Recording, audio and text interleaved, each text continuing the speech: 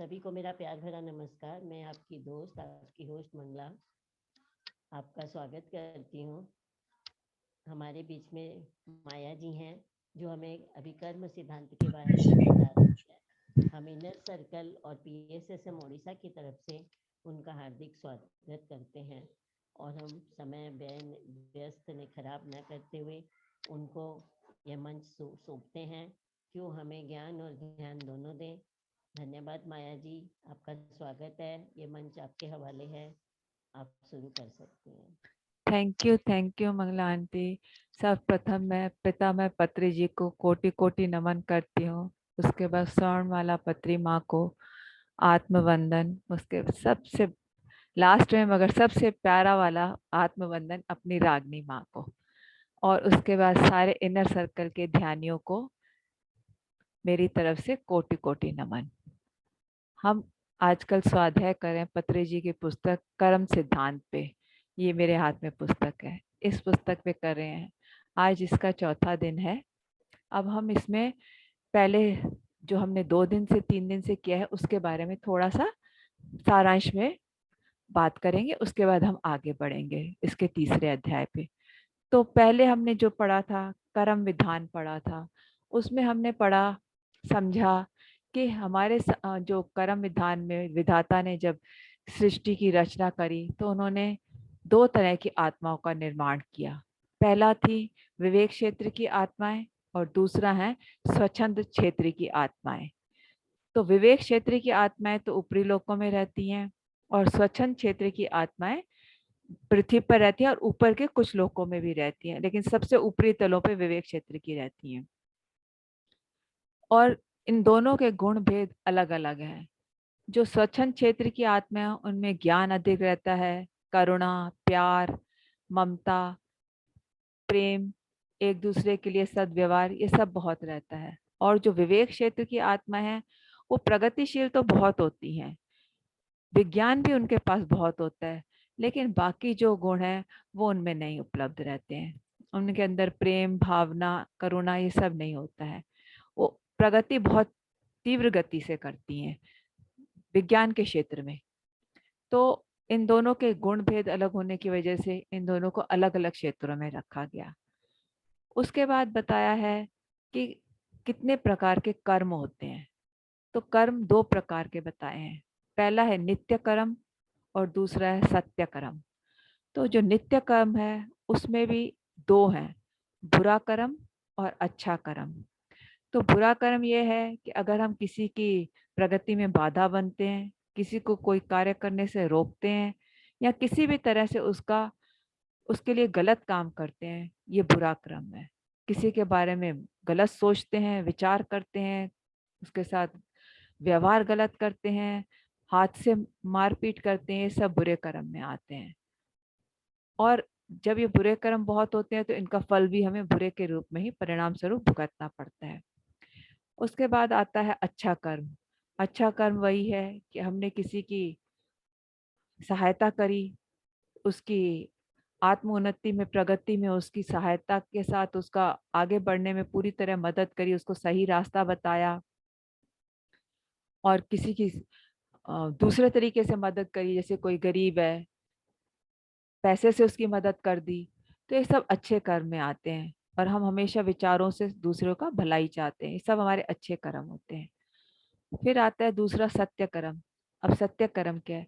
जब हमारे अच्छे कर्म बुरे कर्मों की अपेक्षा अधिक हो जाते हैं, बुरे कर्म खत्म होने लगते हैं, अच्छे कर्म बढ़ते चले जाते हैं, तो वो सत्य कर्म हो जाता है। वही सत्य कर्म है क्योंकि हम सही मार्ग पे चल रहे हैं और कर्मों का अच्छे से बढ़ाते जा रहे हैं, अपने बुरे कर्मों को खत्म करके अच्छे कर्मों की तुलना बढ़ती जा रही है। अकाउंट जैसे अच्छे कर्मों का हमारा बढ़ता जा रहा है बैलेंस, तो सत्य कर्म हो गया। उसके बाद दूसरा अध्याय था सच्चा मार्ग। अब सच्चा मार्ग क्या है? जब हमारे सत्य कर्म पे हम चलने लगते हैं, वही सच्चा मार्ग है। क्योंकि सत्य कर्म पाने के लिए हमें मार्ग जो अपनाना है वो तो सच्चा ही अपनाएंगे, तभी हमारे सत्य कर्म बढ़ेंगे, ऐसे तो बढ़ेंगे नहीं। तो सच्चा मार्ग यही है कि जब हम चल रहे हैं अपने मार्ग पे, दूसरों की सहायता कर रहे हैं और जो हमें पता है हम उसको बता रहे हैं, उसको किसी तरह से गलत जगह नहीं जाने दे रहे हैं, अपनी गलत उसके ऊपर नहीं थोप रहे हैं, जितना हमें ज्ञान है उतना ही बता रहे हैं।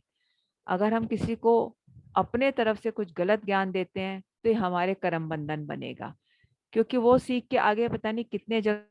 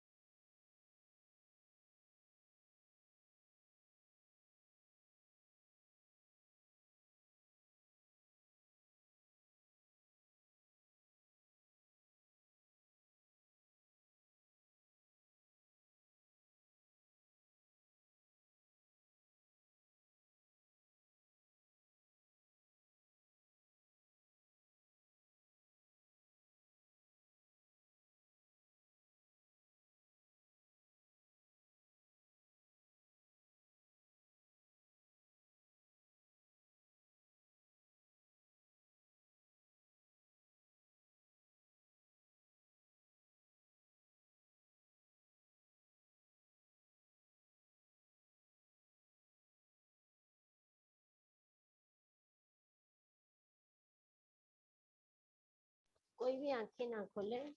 माया जी की लाइन चली गई है, वो 5 मिनट में वापस आ रही है। आप लोग आपस में कोई बात करना चाहते हैं, कुछ एक दूसरे को पूछना चाहते हैं तो बात कर सकते हैं।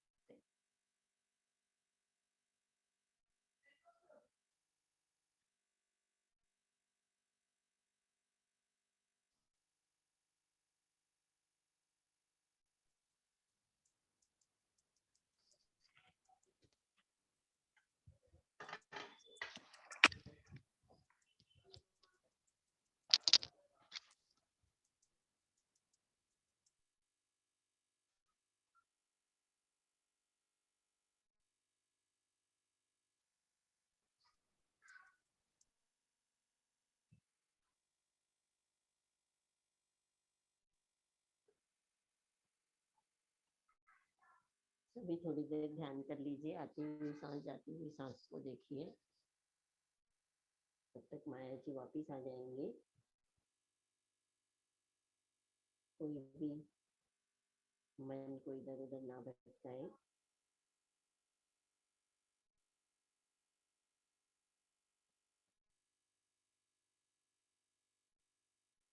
हम सभी ध्यानी हैं, हमें इतना पता है।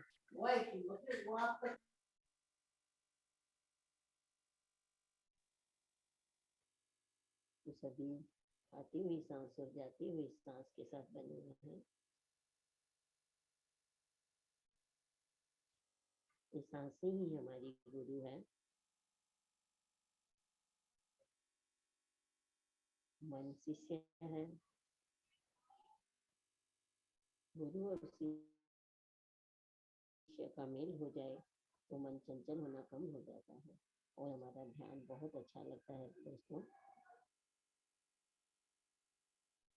हम जन्म जन्म से चाह रहे थे कि हम ध्यान करें और हमें ये ध्यान बहुत आराम से मिला है। पितामह पत्री जी ने हमें ये ध्यान बहुत आसानी से दिया है। 2500 साल पहले गौतम बुद्ध ने ये ध्यान दिया था।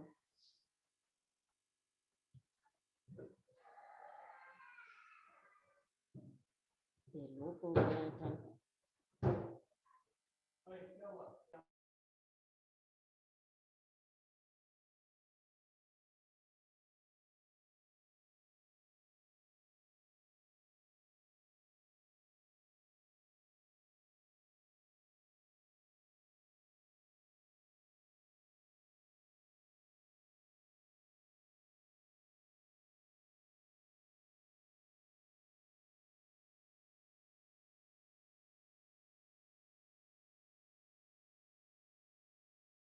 कोई भी आंखें ना खोले,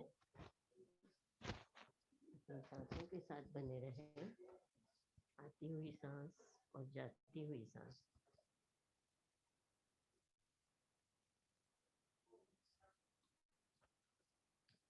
हमें खाना पीना और सोना, इसमें अपने जीवन को व्यतीत नहीं करना है। हमें ध्यानी बनना है। हमें इतने अच्छे गुरु मिले हैं, गुरु को हम कभी भी ढूंढ नहीं सकते। हम इतने भाग्यशाली हैं कि गुरु ने हमें ढूंढा है। तो हम कोई भी आंखें ना खोलें।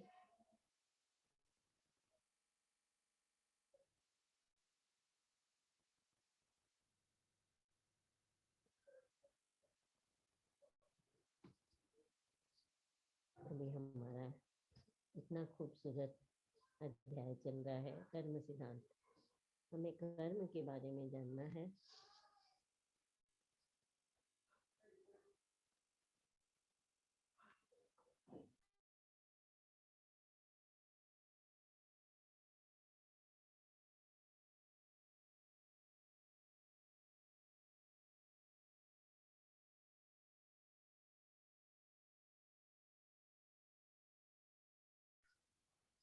सुशीला जी, कोई हल्का फुल्का म्यूजिक लगा दीजिए। जब तक वो आते हैं हम ध्यान करेंगे।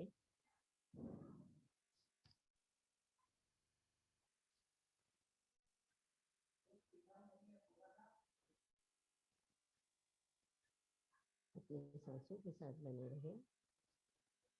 हमें ध्यान करने के लिए कोई कपड़े बदलने की जरूरत नहीं है। स्थान का चुनाव नहीं करना है। हम कहीं भी ध्यान कर सकते हैं। घर पे कर सकते हैं, घर से बाहर कर सकते हैं, सफर में भी कर सकते हैं।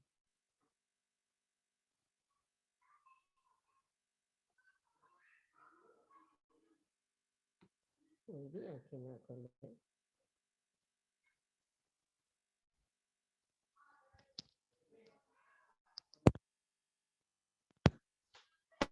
सुशीला जी, कोई हल्का सा म्यूजिक लगा दीजिए थोड़ी देर। उनकी लाइन चली गई है।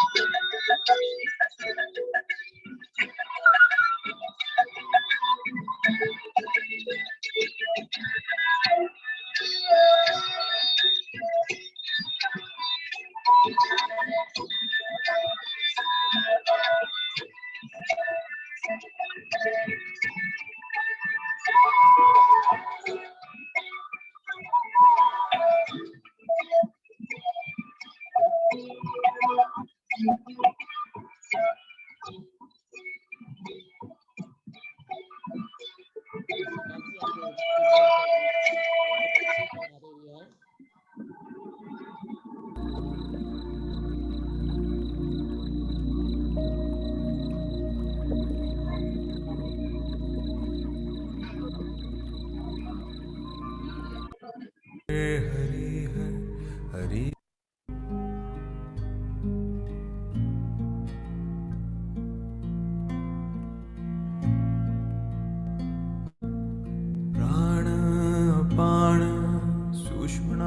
हरि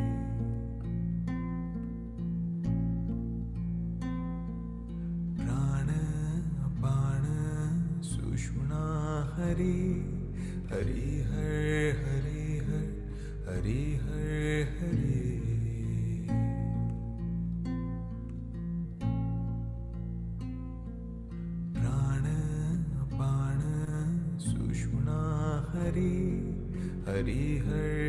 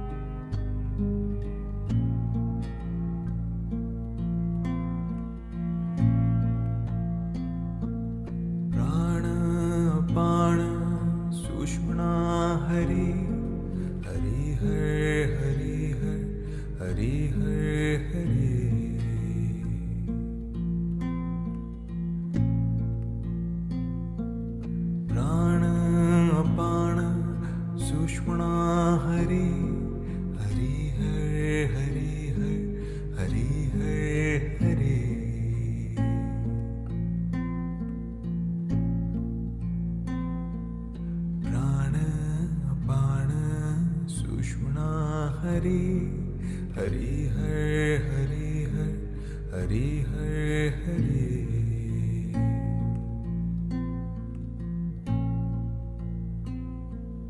प्राण अपान सुषुम्ना हरि हरि हर हरि हर हरि हर हरि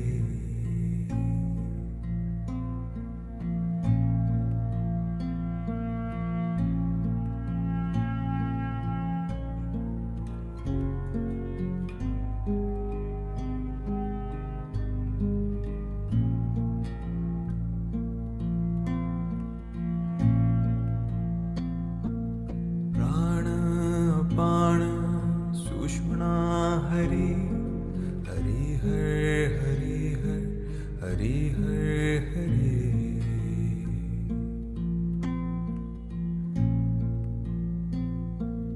प्राण अपान सुषुम्ना हरि हरि हर हरि हर हरि हर हरि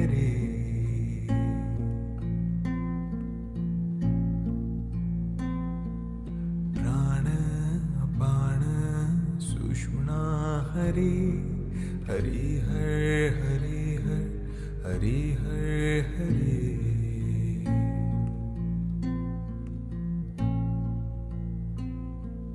प्राण अपान सुषुम्ना हरि हरि हर हरि हर हरि हर हरि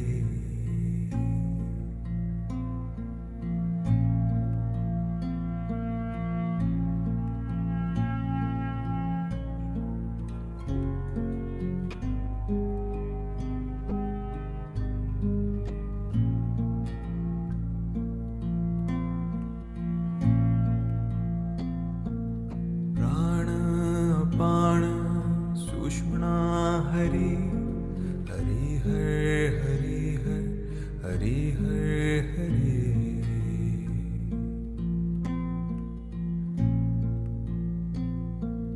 प्राण अपान सुषुम्ना हरि हरि हर हरि हर हरि हर हरि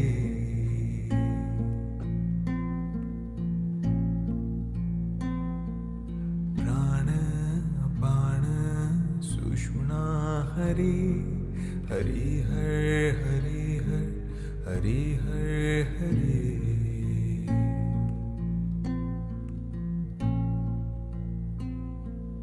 प्राण अपान सुषुम्ना हरि हरि हर हरि हर हरि हर हरि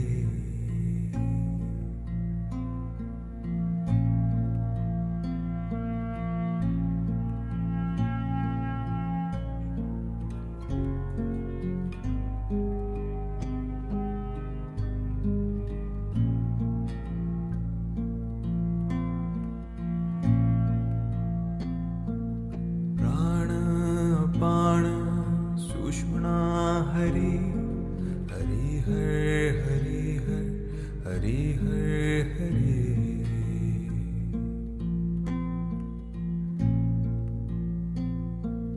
प्राण अपान सुषुम्ना हरि हरि हर हरि हर हरि हर हरि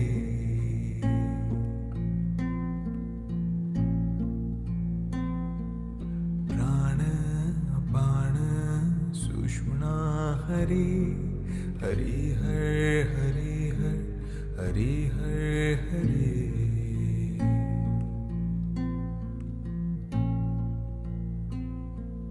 प्राण अपान सुषुम्ना हरि हरि हर हरि हर हरि हर हरि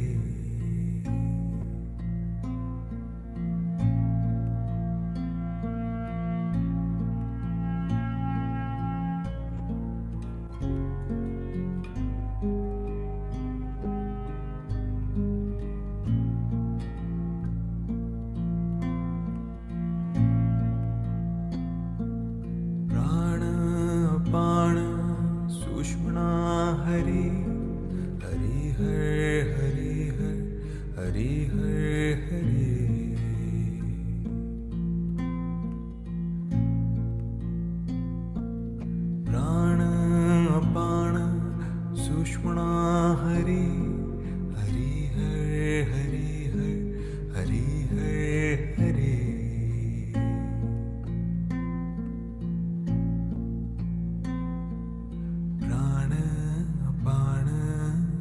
सुषुम्ना हरि हरि हर हरि हर हरि हर हरि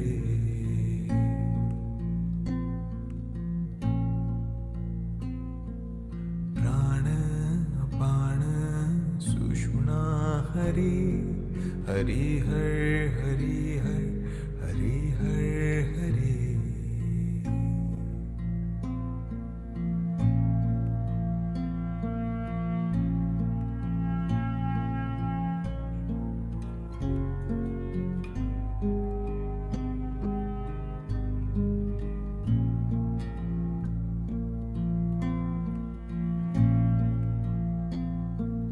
प्राण अपान सुषुम्ना हरि हरि हर हरि हर हरि हर हरि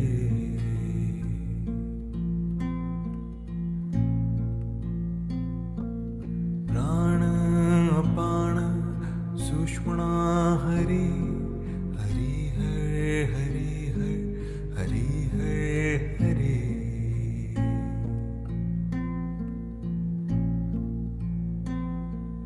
प्राण अपान सुषुम्ना हरि हरि हर हरि हर हरि हर हरि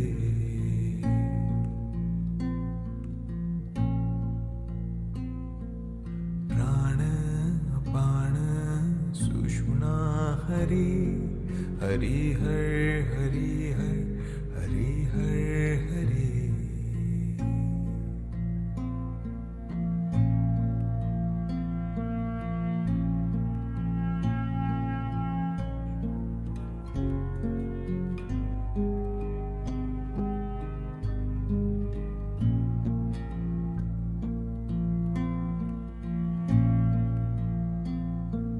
प्राण अपान सुषुम्ना हरि हरि हर हरि हर हरि हर हरि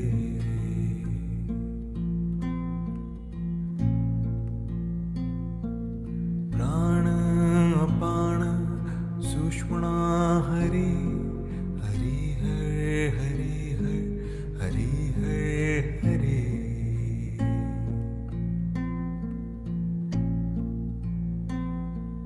प्राण अपान सुषुम्ना हरि हरि हर हरि हर हरि हर हरि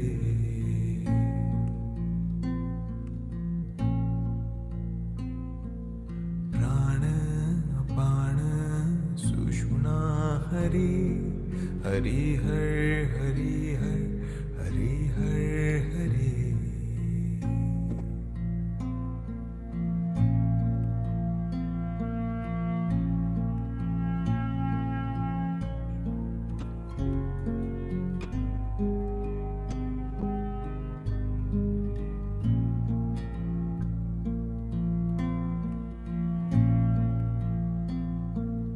प्राण अपान सुषुम्ना हरि हरि हर हरि हर हरि हर हरि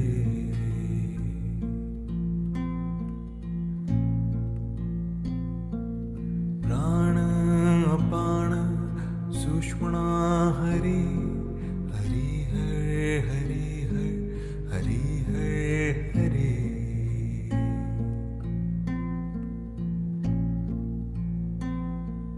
प्राण अपान सुषुम्ना हरि हरि हर हरि हर हरि हर हरि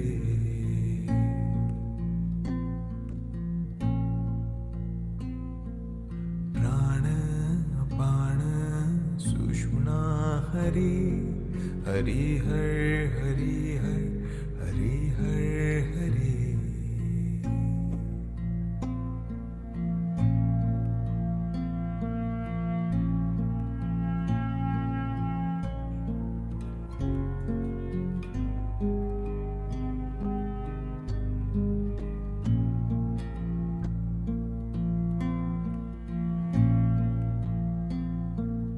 प्राण अपान सुषुम्ना हरि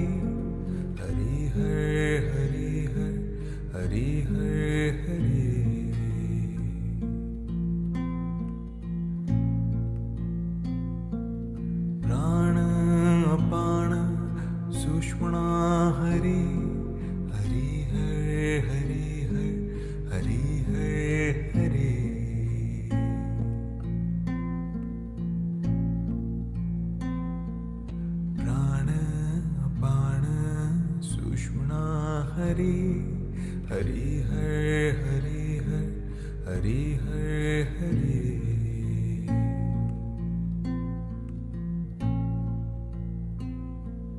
प्राण अपान सुषुम्ना हरि हरि हर हरि हर हरि हर हरि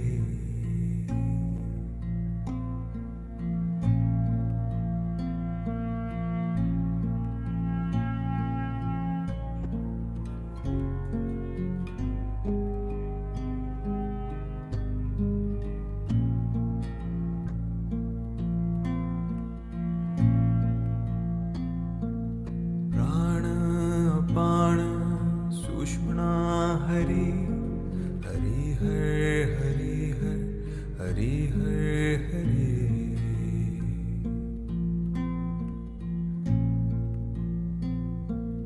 प्राण अपान सुषुम्ना हरि हरि हर हरि हर हरि हर हरि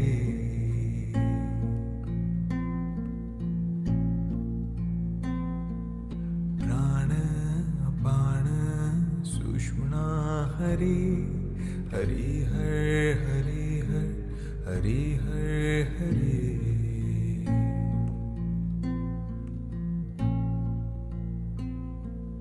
प्राण अपान सुषुम्ना हरि हरि हर हरि हर हरि हर हरि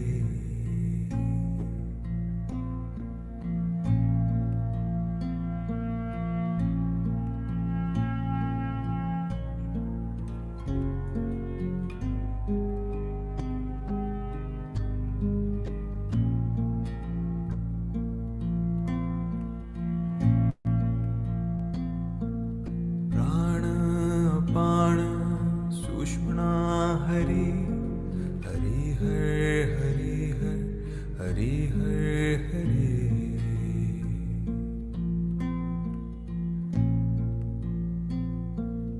प्राण अपान सुषुम्ना हरि हरि हर हरि हर हरि हर हरि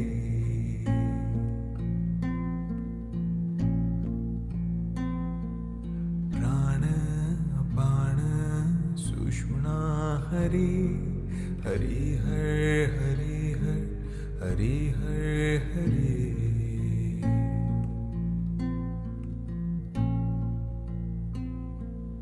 प्राण अपान सुषुम्ना हरि हरि हर हरि हर हरि हर हरि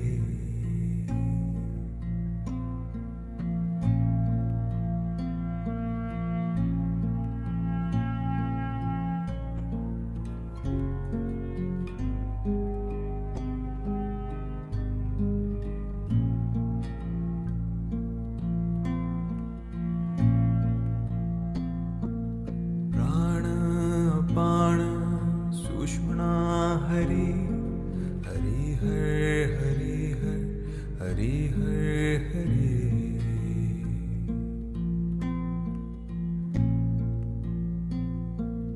प्राण अपान सुषुम्ना हरि हरि हर हरि हर हरि हर हरि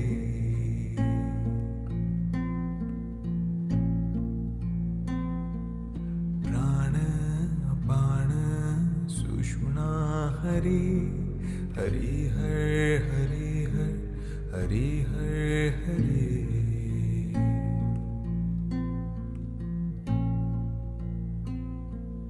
प्राण अपान सुषुम्ना हरि हरि हर हरि हर हरि हर हरि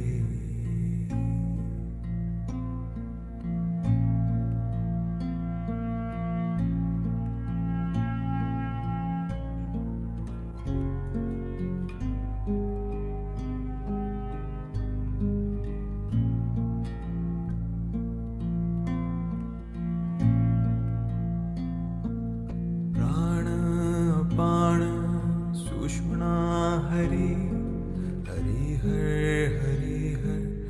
हरि हर हरि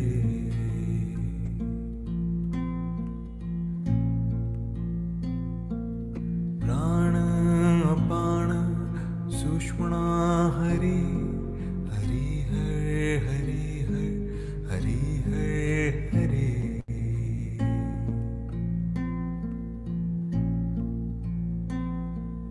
प्राण अपान सुषुम्ना हरि हरि हर हरि हर हरि हर हरि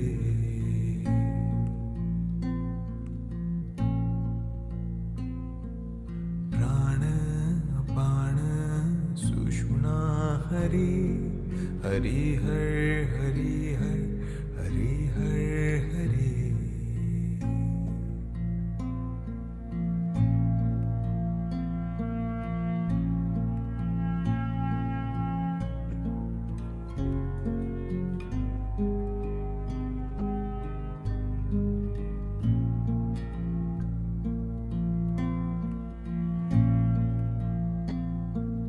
प्राण अपान सुषुम्ना हरि हरि हर हरि हर हरि हर हरि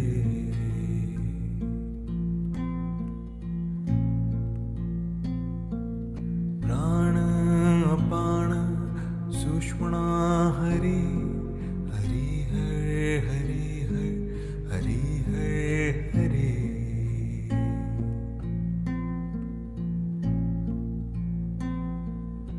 प्राण अपान सुषुम्ना हरि हरि हर हरि हर हरि हर हरि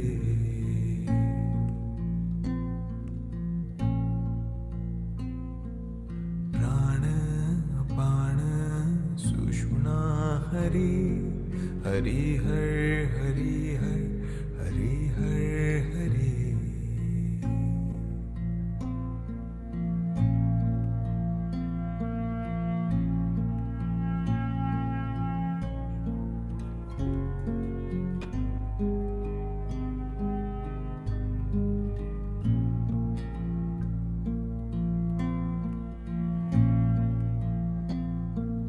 प्राण अपान सुषुम्ना हरि हरि हर हरि हर हरि हर हरि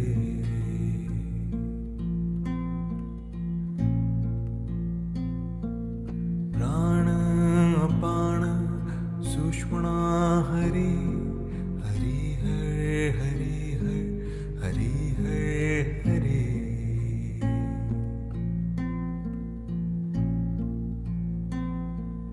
प्राण अपान सुषुम्ना हरि हरि हर हरि हर हरि हर हरि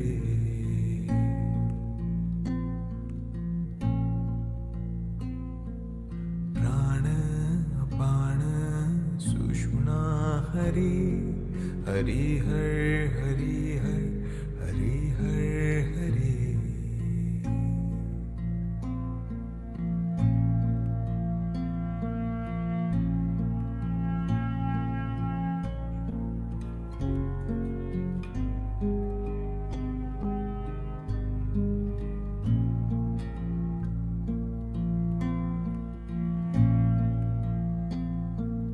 प्राण अपान सुषुम्ना हरि हरि हर हरि हर हरि हर हरि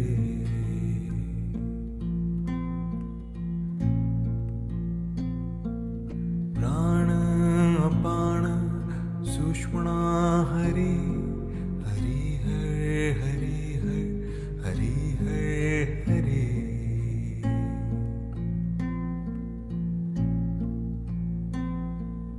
प्राण अपान सुषुम्ना हरि हरि हर हरि हर हरि हर हरि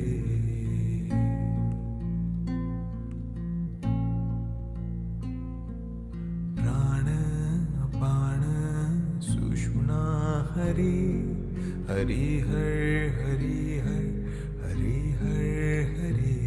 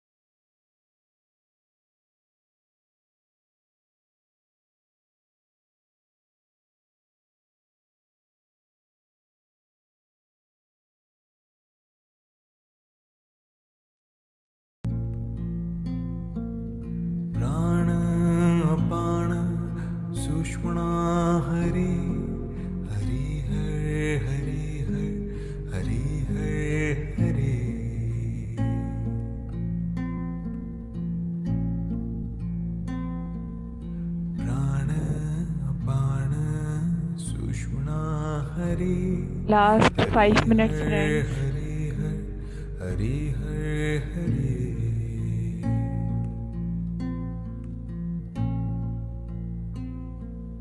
प्राण अपान सुषुम्ना हरि हरि हर हरि हर हरि हर हरि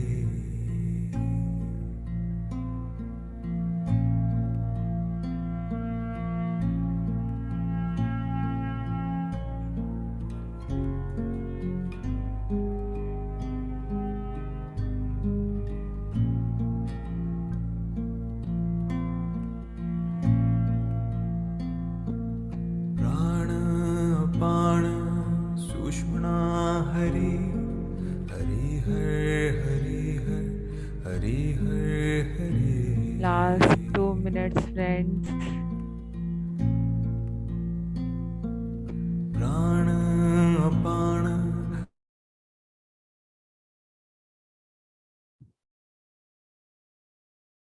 धीरे धीरे अपनी चेतना में वापस आइए।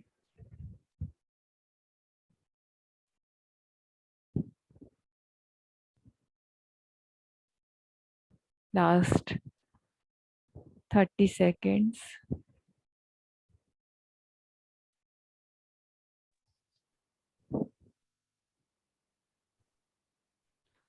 अपने दोनों हाथों को खोल के आंखों पे रखिए। 5, 4, 3, 2, 1, 0।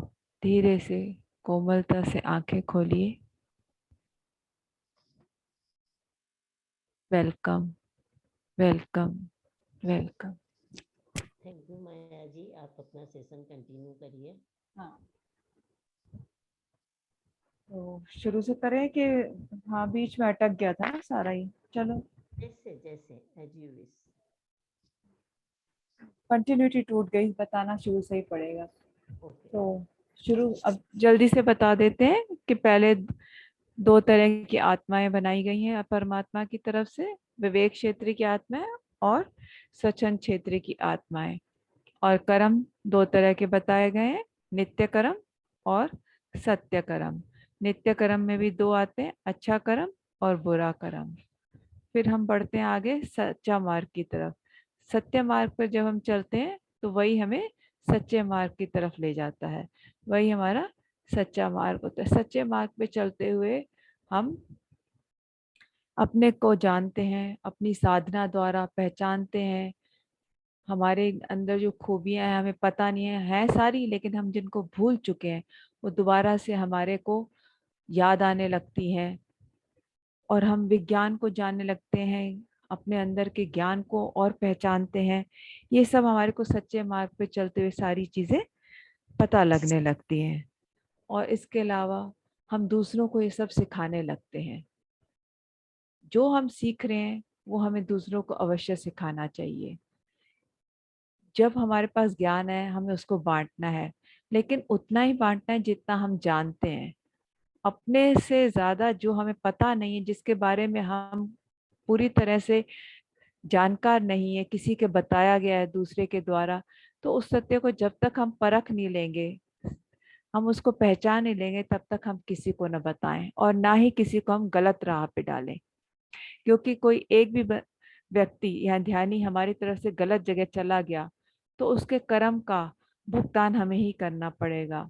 हमने बीज डाला, उस बीज से पेड़ बना, उस पेड़ से कितने और पेड़ बने, तो ये इतना बढ़ता चला जाएगा और फिर हमें वापस यहीं पर आके इन सबको दुगनी तिगनी चौगनी मेहनत से खत्म करना पड़ेगा उस सारे कर्म फल को, तब जाके हम उस कर्म बंधन से मुक्त हो पाएंगे। इसलिए हमें उतना ही सच बताना है जितना हमें ज्ञात है।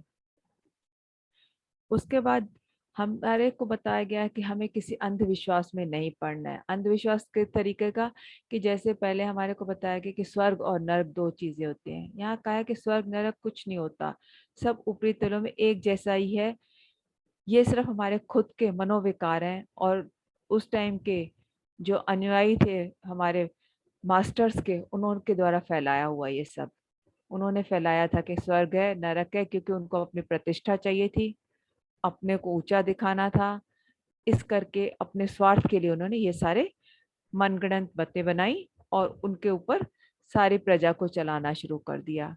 और उसमें भी वो प्रजा जो कि उस टाइम पढ़ी लिखी नहीं थी, निम्न वर्ग के लोग, उनको धीरे धीरे उन्होंने इस तरफ खींचना शुरू कर दिया और बाद में चलते चलते सब इसी ओर चलने लग गए। तो किसी तरह के अंधविश्वास में नहीं पड़ना है।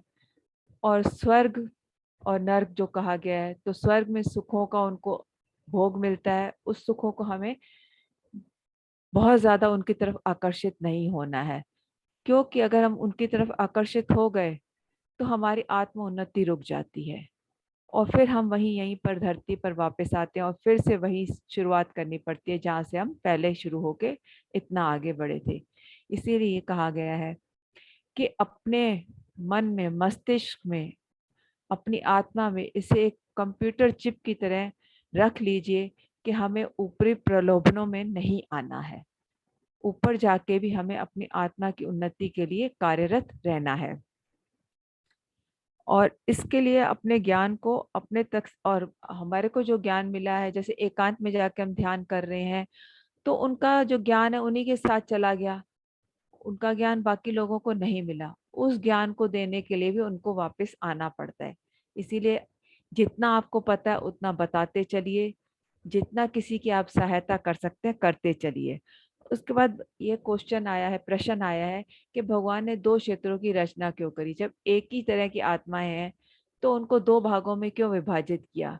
क्योंकि भगवान परमात्मा बहुत ही दूरदर्शी थे और उनको पता था कि जो सचन क्षेत्र की आत्मा है कुछ इस तरह के विकारों में फंसेंगी जो हमारे सबके अंदर हैं, तो उनको रास्ता दिखाने के लिए विवेकशील की आत्माएं आती हैं और उनकी मदद करती हैं। वो उनको सही मार्ग पे दिखा के रास्ता दिखाती हैं, आगे बढ़ने के लिए प्रेरित करती हैं।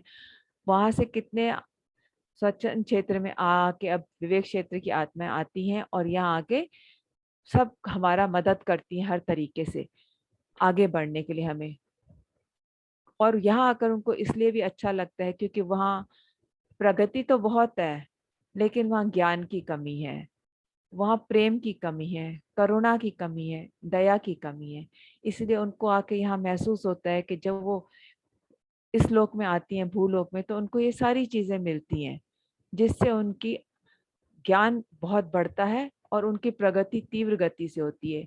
क्योंकि विवेकशील क्षेत्र की आत्माओं की प्रगति बहुत बहुत ही कम गति से, बहुत ही धीमी गति होती है वहाँ की, जबकि यहाँ पे चैलेंजेस बहुत हैं, कठिनाइयाँ बहुत हैं, लेकिन प्रगति बहुत फास्ट है, जल्दी होती है। यहाँ पे आत्माएं प्रगतिशील होती हैं।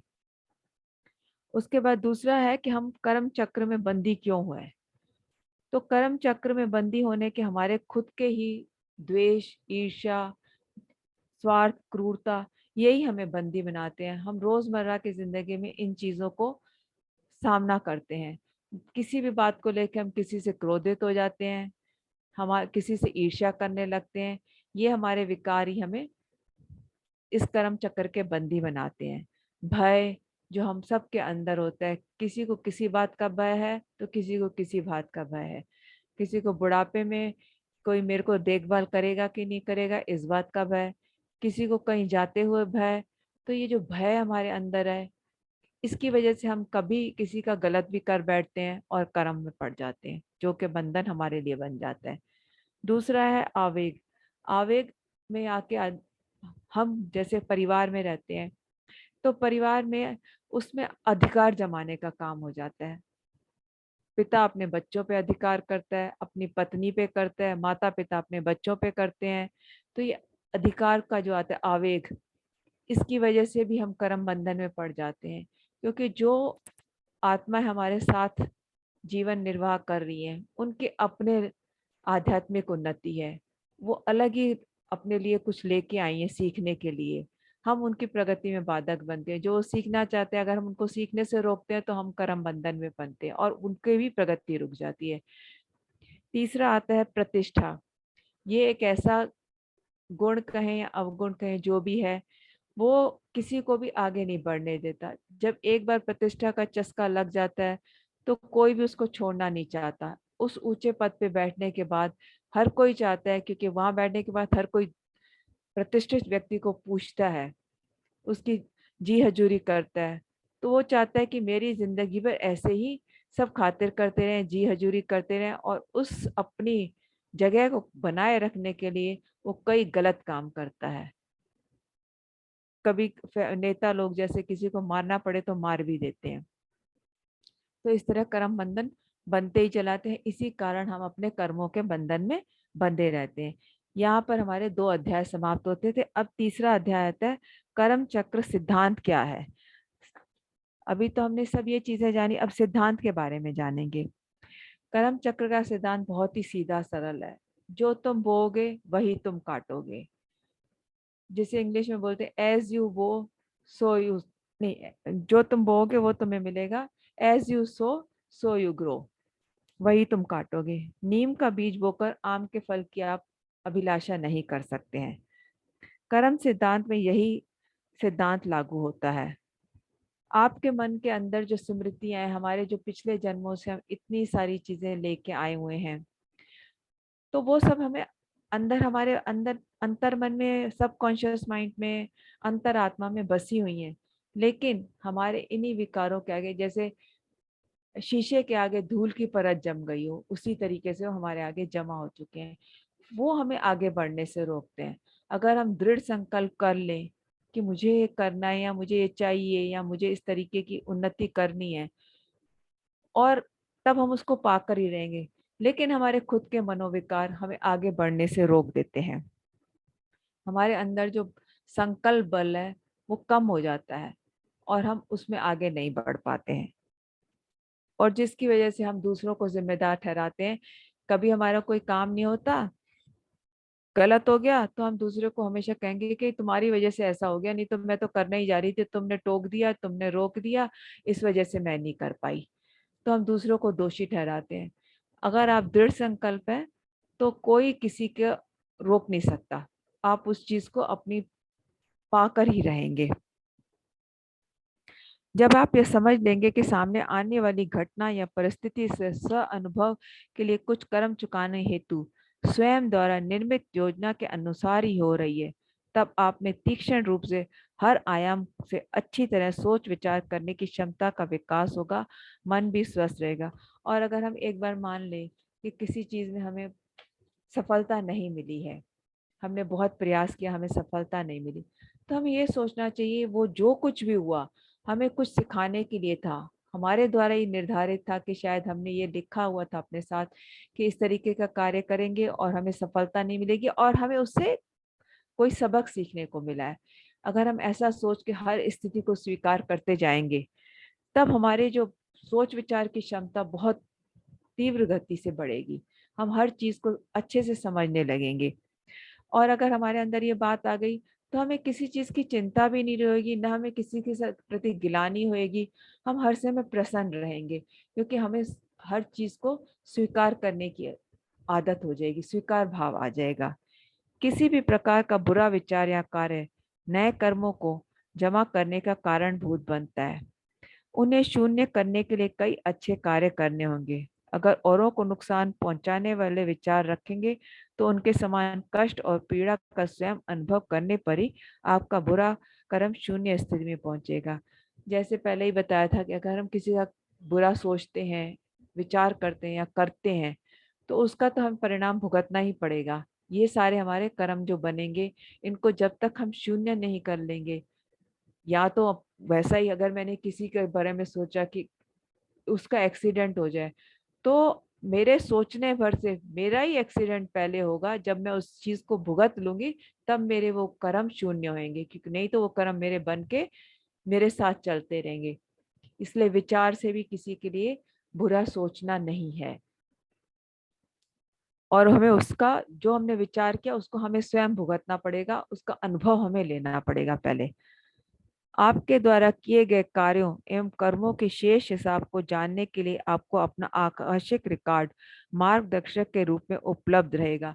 ये आकाशिक रिकॉर्ड हमें तभी उपलब्ध हो पाता है जब हम इतनी आगे बढ़ जाएं, इतनी उन्नति कर लें कि हमारे अंदर इतनी सामर्थ्य आ जाए अपने आत्मा के अंदर कि हम उसको देख सकें। तभी हम उसे देख सकते हैं। जैसे आज हम बैठे बैठे चाहें कि हमारा को हमारा आकाशिक रिकॉर्ड दिख जाए तो इतना आसान नहीं है, संभव नहीं है। उसको देखने से हाँ ये जरूर हो जाता है कि जब हमने देख लिया, पता लग गया कि ये मैंने काम किए हुए हैं, तो जाहिर सी बात है कि मैं उसको ठीक करने की पूरी तरीके से कोशिश करूंगी। हर इंसान यही चाहेगा कि अरे मेरे से ये गलती हुई थी, अगली बार तो मैं ऐसी गलती नहीं करूंगी, मैं सोचूंगी भी नहीं कि मेरे से ऐसी गलती हो। तो आकाशिक रिकॉर्ड इस तरीके से बहुत मदद करते हैं किसी भी इंसान को उसकी प्रगति में आगे जाने के लिए,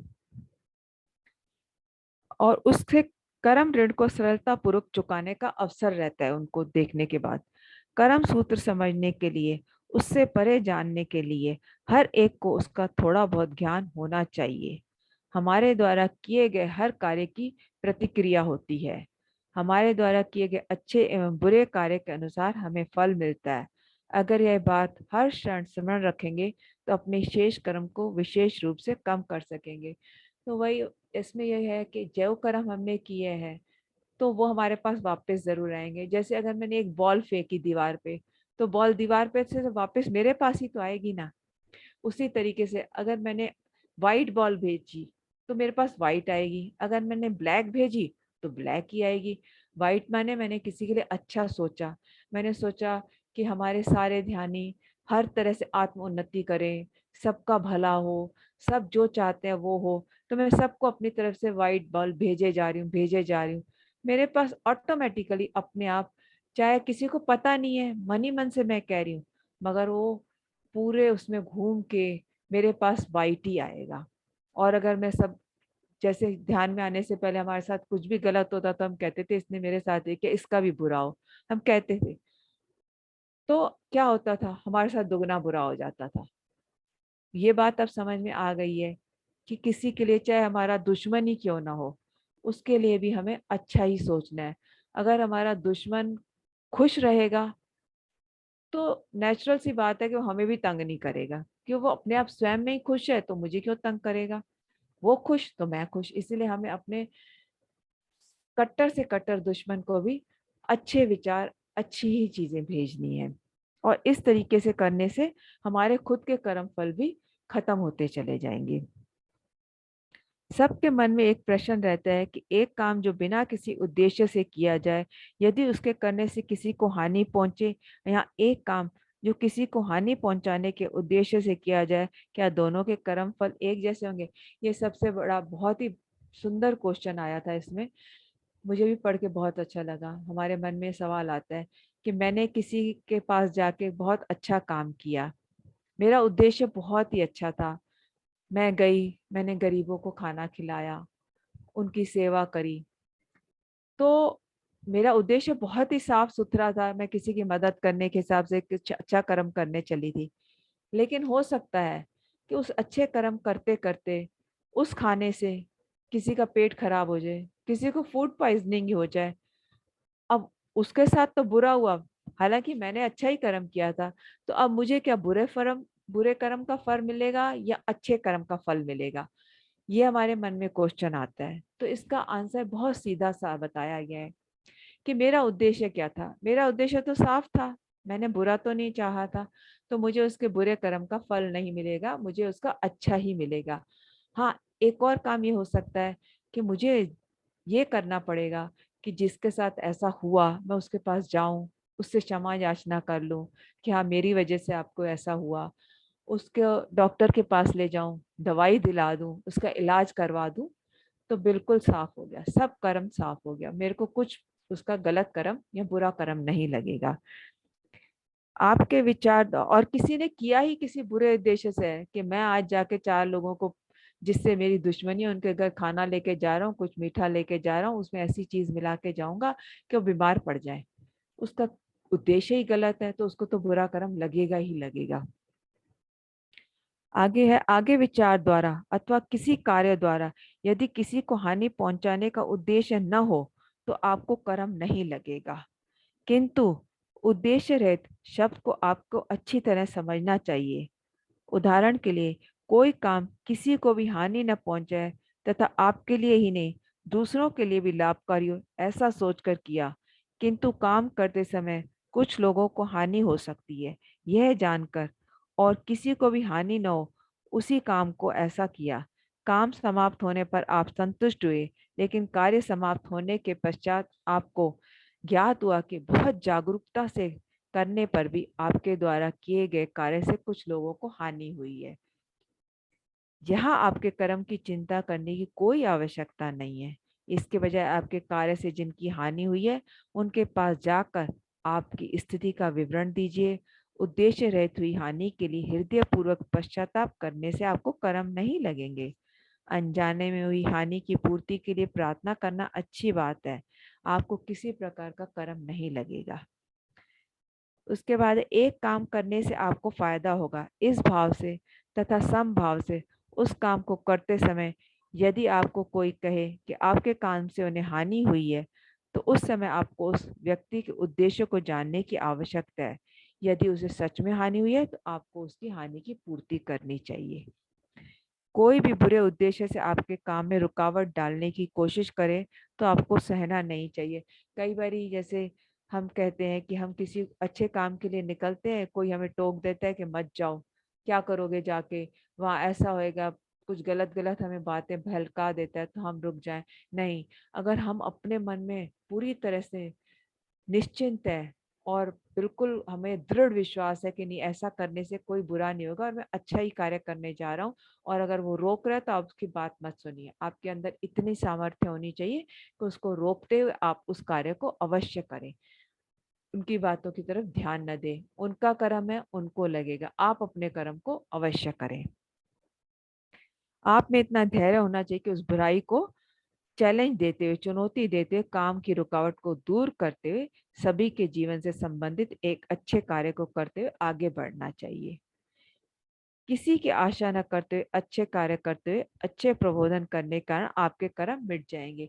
अगर हमने अच्छा काम किया है तो हमारे जो बुरे कर्म है वो धीरे धीरे खत्म होते चले जाते हैं और सत्य कर्म से सच्चे कर्म की तरफ हम चलते जाते हैं। बुराई से अच्छाई की रक्षा करने पर भी आपके कर्म कट जाएंगे।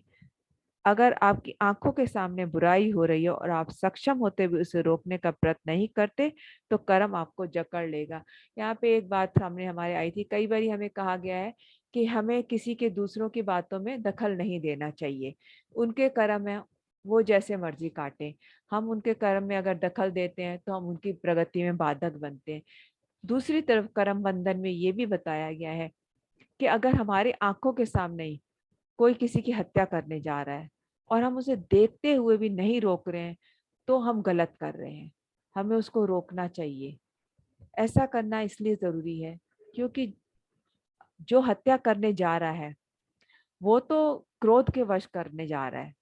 क्रोध कुछ टाइम का होता है, आधा घंटा, 1 घंटा, 1 दिन, उसके बाद उसको पश्चाताप जरूर होता है।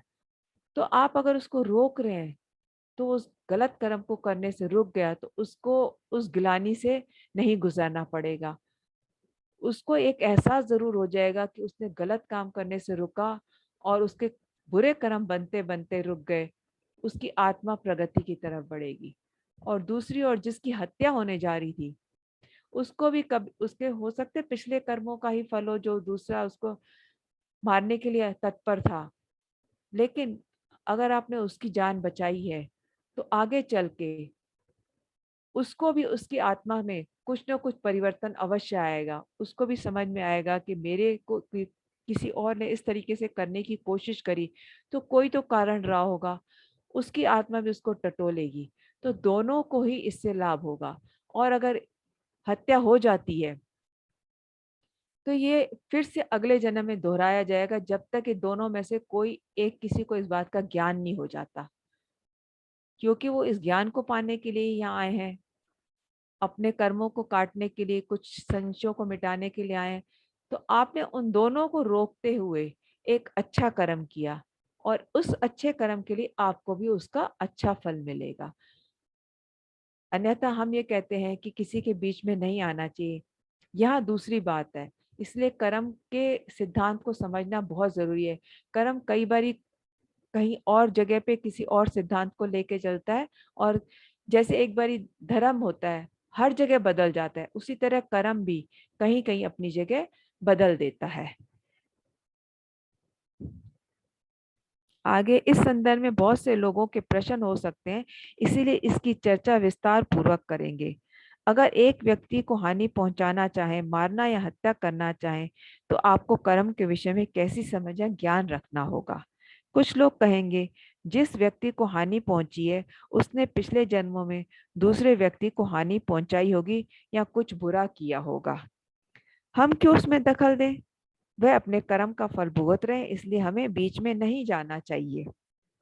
नहीं, आप उनके कर्मों में बाधक नहीं बन रहे हैं, क्योंकि इस बुरी घटना से नए कर्म बनते हैं या नहीं, यह कर्म चक्र के विधान का एक हिस्सा है यह नहीं, आपको मालूम नहीं है। कुछ भी हो, पर एक बात निश्चित है, क्षणिक आवेश में आकर वह व्यक्ति बहुत बुरा करने जा रहा है। उसे रोकने और समझाने का प्रयत्न करना चाहिए। आप उसे बुरा काम करने से रोकते हो तो उसे उसके नए कर्म संग्रहित होने से आप बचा लेते हो। अगर वो हत्या कर देता तो उसका एक और कर्म संग्रह हो जाता, फिर अगला जन्म लेता, फिर उसके लिए उसको प्रायश्चित करना पड़ता। अगर उसे बुरा काम करने देते हो तो दोनों में से किसी एक को ज्ञान प्राप्त होने तक यह घटना बार बार दोहराई जाती रहेगी। जब तक उन्हें अपनी गलती का एहसास होगा तब तक सैकड़ों जन्म व्यर्थ चले जाएंगे, क्योंकि वो जब तक एक दूसरे को मारते रहेंगे उनके चलता रहेगा, ये कर्म चलता ही रहेगा। आपके दखल देने से कर्म चक्र में पड़ने से आप उन्हें रोक पाएंगे।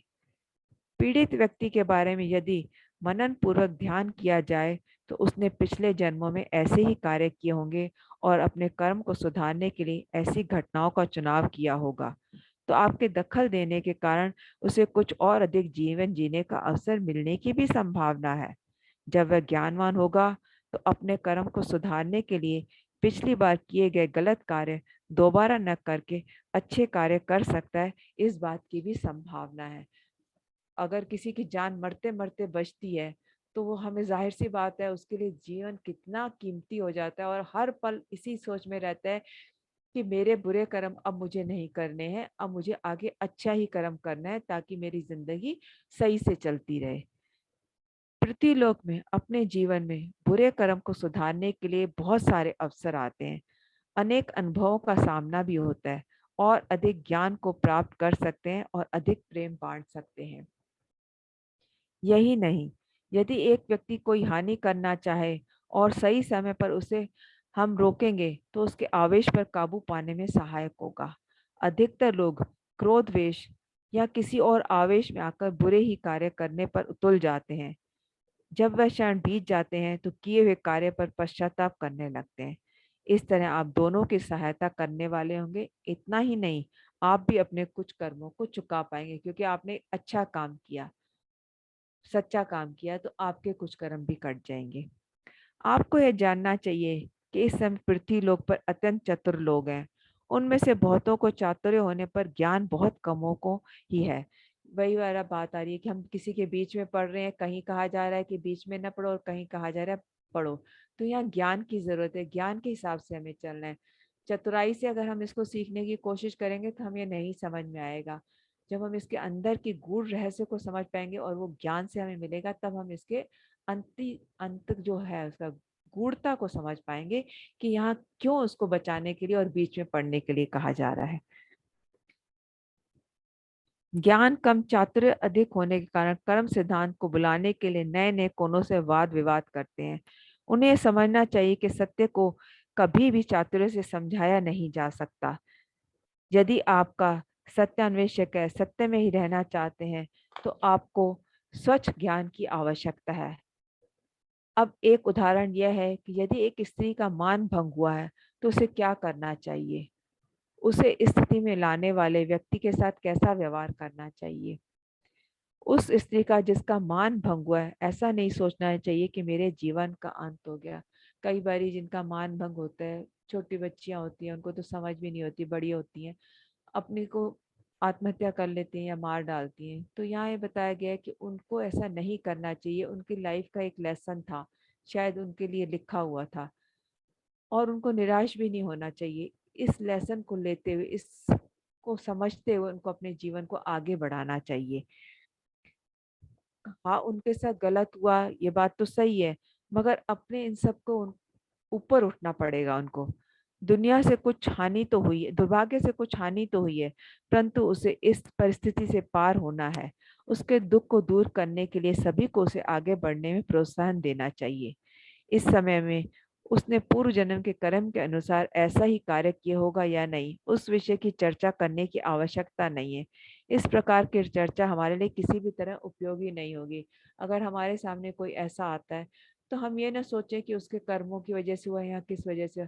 अगर हम उसकी मदद कर सकते हैं तो हमें अवश्य ही उसकी मदद करनी चाहिए। यह घटना उसके जीवन में प्रगति के लिए उपयोगी हो सकती है, इसीलिए उसे ऐसी सोच बनानी चाहिए कि थोड़ी हानि तो हुई है, किंतु जो नुकसान हुआ है उसका मैं डट कर सामना करूंगी। उसे अपने अंदर आत्मविश्वास लाना चाहिए और अपनी परिस्थितियों को आगे बढ़ते हुए उनको पार करना चाहिए। जीवन अर्थात अनेक प्रकार की चुनौतियां, उनका धैर्य से सामना करना पड़ता है। इस घटना को एक चुनौती समझूंगी, उसे ऐसा सोचना चाहिए मेरे जीवन की चुनौती है। अगर हम याद करें, एक बारी बीच में दिल्ली में एक केस हुआ था, जैसे निर्भया कांड जैसे कहा था, उसमें उस लड़की ने कितनी हिम्मत से, कितनी मतलब सारा बेचारी का शरीर छिल चुका था, लेकिन उसने लास्ट तक अपने को वो करने की कोशिश नहीं करी। उसने अपने को मतलब उसको डॉक्टरों ने ये नहीं कहा था, लेकिन वो जीना चाहती थी। हालांकि वो नहीं जी पाई, वो अलग बात है, मगर उसने पूरी अपनी तरह से अपना धैर्य नहीं छोड़ा था। इस घटना को एक चुनौती समझूंगी, यह मेरे जीवन का अंत नहीं है। ऐसी विचारधारा होनी चाहिए। किसी भी समस्या का हल आत्महत्या नहीं है। आत्म अभिवृद्धि में आत्महत्या कभी भी सहायक नहीं हो सकती। यदि वैसी आत्महत्या करने के लिए तैयार हो जाए तो ऐसी ही घटना का अगले जन्म में फिर से निश्चित रूप से सामना करना पड़ेगा। अगर उसने उस समय आत्महत्या कर ली इससे घबरा कर, तो फिर सेम घटना उसके अगले जन्म में आएगी। इसलिए उसको इस घटना को ऊपर उठते हुए अपने जीवन को आगे बढ़ाना है। आगे बढ़ाना का मतलब इन सब बातों को भूल कर अपनी आत्मा की उन्नति में आगे कार्यरत रहना है। जैसे अभी सबने यहाँ पे लुई हे के बारे में भी पढ़ा था, उनका भी बचपन में ऐसा ही हुआ था उनके साथ भी। उन्होंने अपने आप को कितना ऊपर उठाया, कितना उन्होंने you can heal your life लिखी है, जिसका कितना स्वाध्याय हुआ, सबने पढ़ा उस बारे में, और कितनों के जीवन में उसको पढ़ के परिवर्तन आया है। तो उन्होंने अपनी लाइफ को एक एग्जाम्पल बना दिया कि ऐसे ऊपर उठ के आई कि जिसकी मिसाल दी जा रही है। तो कभी किसी के साथ ऐसी दुर्घटना हो जाती है तो हर किसी को दूसरी तरह के भी कई चैलेंजेस लाइफ में आते हैं, दुर्घटनाएं होती रहती हैं। तो इन सब से हमें ऊपर उठना है, इन सब घटनाओं को भूल कर हमें आगे बढ़ना है। परमात्मा ने हमें अनुभव प्राप्त करते हुए आत्मा अभिवृद्धि के लिए ही जीवन दिया है। हमारे जीवन काल को कम करने का अधिकार हमें बिल्कुल नहीं है। व्यक्ति को अपनी प्रकृति सहज मृत्यु होने तक अपने जीवन को संपूर्ण रूप से जीना चाहिए। यदि वह स्त्री मानसिक व्यथा से ग्रसित है तो सभी को उसे हिम्मत देनी चाहिए, धैर्य और साहस देकर प्रोत्साहित देना चाहिए। अगर हमारे जान पहचान में कोई है तो हमें उसको कहने का मतलब है उसको प्रोत्साहित करना चाहिए अपना जीवन अच्छी तरह से जीने के लिए। और उसी तरीके से ऐसा भी हो सकता है कोई ऐसा पुरुष भी उसकी जिंदगी में आ जाए जो उसको उसी रूप में स्वीकार कर ले, और ये कोई बड़ी बात नहीं, ऐसा बहुत हो रहा है। कई लोग ऐसे, कई पुरुष ऐसे हैं जो इसी तरीके से स्वीकार कर लेते हैं। तो उनकी सराहना करनी चाहिए कि इतनी अच्छी बात है ये। हमें उस व्यक्ति की प्रशंसा करनी चाहिए। हमारे प्रोत्साहित करने पर वह स्त्री अपने जीवन में महान विषयों को देखते हुए, जीवन को समझते हुए, जानकारी प्राप्त करते, प्रेम से जीवन बिताती अपनी आत्मा की अभिवृद्धि कर सकती है। और वो अपनी जीवन के इस लेसन, लाइफ के इस मोड़ से कितना कुछ सीखने के बाद कितना आगे बढ़ सकती है। वो ऐसी कितनी लड़कियों को आगे उठा सकती है, और कितनी ऐसी छोटी बच्चों को जिनके साथ गलत हो जाए। जैसे पूनम जी भी उस दिन बता रही थी कि वहां पे वैसा एरिया है जहाँ वो रहती हैं, छोटी छोटी लड़कियां स्कूल में आके रहती हैं ताकि उनके साथ कोई गलत काम ना हो। तो कोई उनके साथ जाके बैठेगा ऐसी, तो उनको कितना मदद मिल सकती है। अब अपराधी के विषय में चर्चा करेंगे। उस व्यक्ति के साथ कैसा सलूक करना चाहिए। यह घटना उसके पिछले जन्म के कर्म के कारण होगी, क्या ऐसा सोचकर छोड़ दें? या हमें यह समझना चाहिए कि वर्तमान में जो सामाजिक कानून है वह उस व्यक्ति को अपने बुरे कर्म के निर्मूलन के लिए किस प्रकार सहायक बन सकेगा? अब जो अपराधी है उसको भी तो कुछ दंड मिलना चाहिए, थोड़ी है कि ऐसे करके छूट जाएगा। अब पिछले जन्म का है नहीं, ये नहीं पता, लेकिन ऐसे किसी को हम खुला भी नहीं छोड़ सकते। अगर छोड़ दिया तो उसकी तो हिम्मत बढ़ती जाएगी, वो एक के बाद दूसरी तीसरी सबके साथ कुछ गलत करता रहेगा। इसलिए समाज की तरफ से उसको जरूर कुछ न कुछ दंड मिलना चाहिए। और कई बार ऐसा होता है, जहाँ पे जगह है वहां पे तो कठोर कानून बने हुए हैं, तो वहां पे उनको दंड सही तरीके से मिल जाते हैं। लेकिन कई ऐसे देश हैं जहाँ पे कानून इतने कठोर नहीं है, तो वहां पे क्या होता है, कुछ गलत सलत खिला के करके जो होता है दोषी छूट जाता है।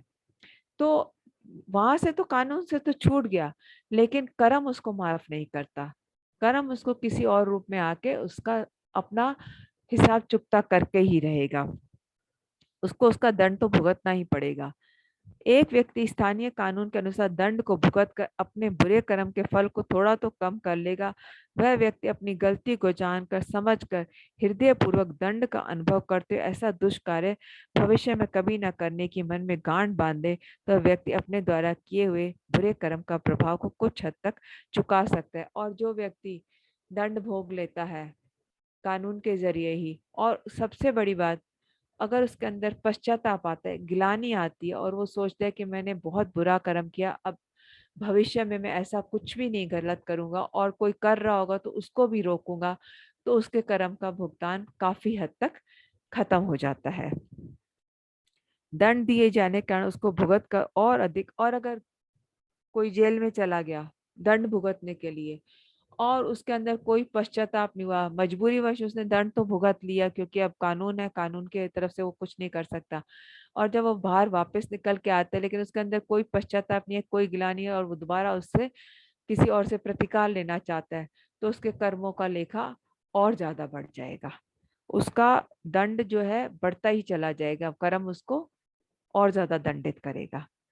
सामाजिक कानून इस प्रकार तैयार करने चाहिए कि जरूरी नहीं है कि जेल में ही बंद किया जाए। कुछ इस तरीके भी हो सकते हैं, किसी का हमारी वजह से नुकसान हुआ, हमारी वजह से एक्सीडेंट हो गया किसी का, और वो अपाहिज हो गया, और घर में कमाने वाला सिर्फ वही था, सभी उस पे आश्रित थे। अब उसकी वजह से पूरा परिवार बिखर गया, पूरा परिवार जो है एक तरह से उसमें आ गया कि उनकी सहायता कोई करने वाला नहीं। तब जिसने ऐसा किया उसको ऐसा दंड दिया जाना चाहिए कि वह खुद कमा के उनकी मदद करे, उसके परिवार का भरण पोषण करे, तो उसके कर्म का भुगतान भी हो जाएगा और साथ में उसको दंड भी मिल जाएगा। तो यहाँ उन्होंने बताया है, उदाहरण के तौर पर एक व्यक्ति ने दूसरे व्यक्ति से लड़ाई की और दूसरा व्यक्ति विकलांग हो गया, तो उस पर निर्भर उसके भाई बंधुगण कोई कसूर न होने पर पीड़ित एवं दुखी हुए। इसलिए गलती करने वाले को दंड के रूप में अधिकाधिक परिश्रम करके धन कमाकर पीड़ित एवं दुखी परिवार वालों को देना चाहिए। अपनी गलती के कारण हुई हानि, कष्ट, नष्ट सभी उस व्यक्ति की दृष्टि में लाने चाहिए। इस प्रकार अपनी गलती द्वारा संक्रमित बुरे कर्म का कुछ भाग कम करने की संभावना है, और इस तरह करके वो अपने बुरे कर्मों को कम कर देता है। गलती करने वाले व्यक्ति को कुछ वर्ष तक जेल की सजा देने से अपनी गलती के लिए मनपूर्वक पश्चाताप करने से ही अपने कर्म ऋण को कम कर सकता है, वरना कर्म ऋण को कम करने के लिए और कोई भी शक्ति किसी प्रकार हमारी सहायक नहीं हो सकती। चाहे कानून हमें दंड दे या हम किसी और तरीके से करें, सबसे पहला यही बताया जा रहा है कि हमारे अंदर अंदर अगर किसी बात को लेके गलत काम के बाद पश्चाताप आता है, गिलानी होती है, वो सबसे बड़ा हमारा कर्म को कम करने का मापदंड है। क्योंकि तब उसके बाद हम अगला वैसा कर्म करेंगे ही नहीं, और कोई कर रहा होगा तो उसको भी करने से रोकेंगे, क्योंकि हमें ज्ञान मिल गया है, और हम खुद भी नहीं जाएंगे, किसी और को भी उस दर की तरफ जाने से मना करेंगे। यदि अपने धन बल से या स्थान बल से अपने निर्दोषित को सिद्ध करने की कोशिश करें तो कर्म ऋण को दुगना करने की संभावना है। अपनी गलती को न मानकर अपने आप को निर्दोष निरूपण के प्रयत्न करने से अपने कर्म को और ही बढ़ाया जाएगा। स्थानीय कानून विधान को सही एवं उचित तरीके से अमल में लाएंगे तो व्यक्ति की गलती के लिए कर्म का अधिकाधिक भाग इस पृथ्वी लोक में ही चुकाने के लिए सहायक सिद्ध होगा। पश्चाताप कर लिया, आपका आधे से ज्यादा कर्म यही समाप्त हो गया। एक दोषी स्थानीय कानून के अनुसार दंड को भुगतते समय अपने किए पर पश्चाताप ना करे तो उस गलती के लिए कर्म के रूप में दंड को अवश्य ही भुगतना पड़ेगा। पश्चाताप बहुत जरूरी है इसलिए। क्या टाइम हुआ? 10 बजने वाले हैं। मैं आगे कंटिन्यू रखूं या कुछ ध्यान करवा दूं?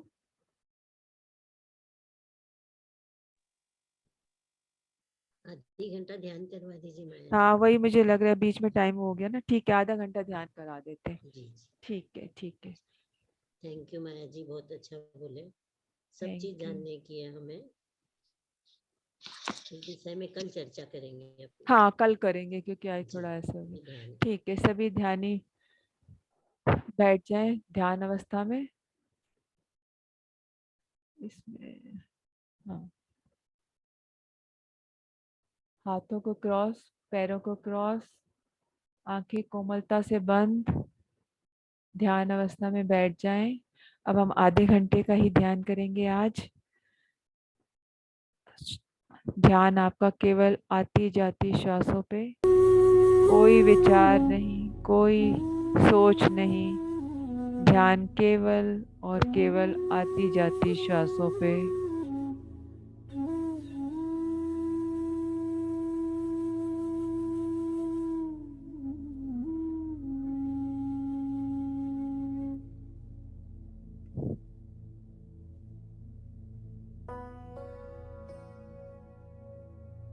हमें भी अपने कर्म बंधनों को काटना है, हमें भी प्रायश्चित करना है। कोई भी दिन में हमारे से गलती हुई हो उसके लिए अपने कर्मों की क्षमा मांग लें। ध्यान केवल आती जाती श्वासों पे, कोई सोच नहीं, कोई विचार नहीं।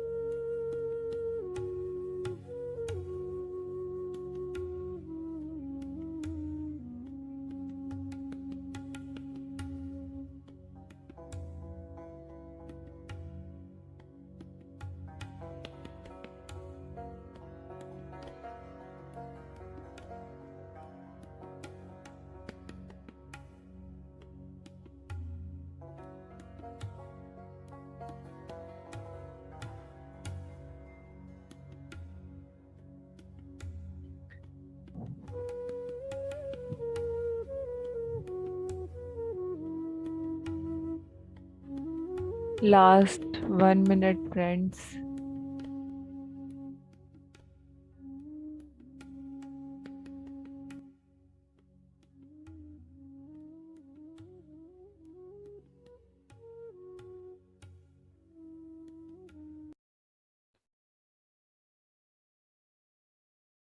धीरे धीरे अपने भौतिक शरीर को महसूस करिए।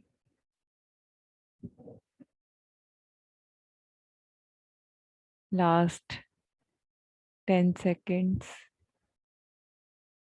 हाथ पैर खोल लीजिए। हाथों को उठा के आंखों पे रखिए।